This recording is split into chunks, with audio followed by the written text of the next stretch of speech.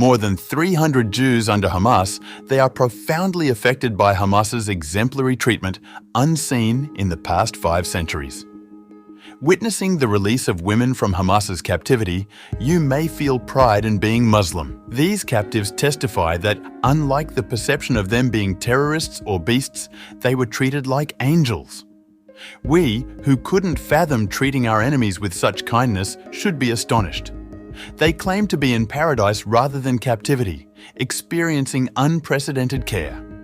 Their well-being was prioritized, receiving medical checkups, adequate food, and even essentials such as soap and shampoo. Contrastingly, Israel subjected Muslim children, women, and elders to inhumane treatment in their custody. Let's consider the story of Mason Mosa al-Jabali, a Palestinian woman held by Israel.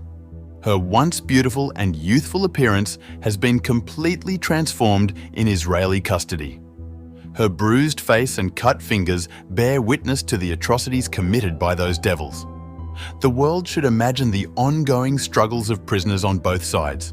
On one side, tales of humanity and respectful treatment prevail. On the other, Muslims in Israeli custody express gratitude for their freedom, offering prayers and acknowledging Allah's greatness. Palestinian Prisoners' Day, established in 1974, reveals a grim reality. Over 800,000 Palestinians imprisoned since the occupation began.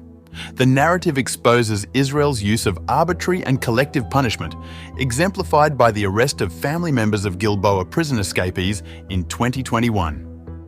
While some Palestinians face military courts with a 99% conviction rate, others endure administrative detention without trial or charge, some even detained as minors for extended periods. Ahmad Manasra's case serves as a poignant example of unjust imprisonment, revealing the harsh treatment of children, medical neglect, and solitary confinement. The oppressive prison system is further detailed in a 2015 UN report, exposing physical abuse, torture, and inhumane conditions, including the alarming mistreatment of Palestinian children.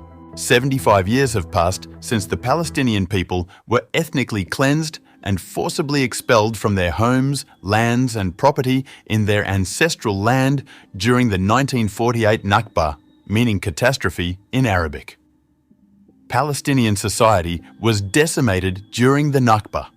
531 Palestinian villages were destroyed, and more than 70 massacres were carried out against innocent civilians, killing more than 15,000 Palestinians between 1947 and 1949.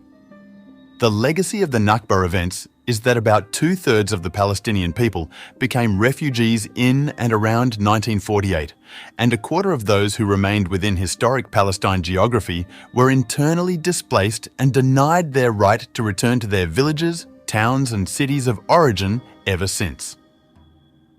Since 1948, Israel established a regime of racial domination and oppression over the Palestinian people, primarily in the domains of nationality and land.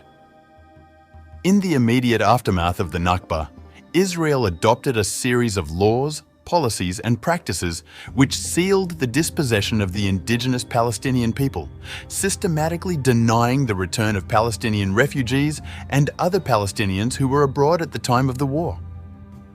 At the same time, Israel imposed a system of institutionalized racial discrimination over Palestinians who remained on the land, many of whom had been internally displaced.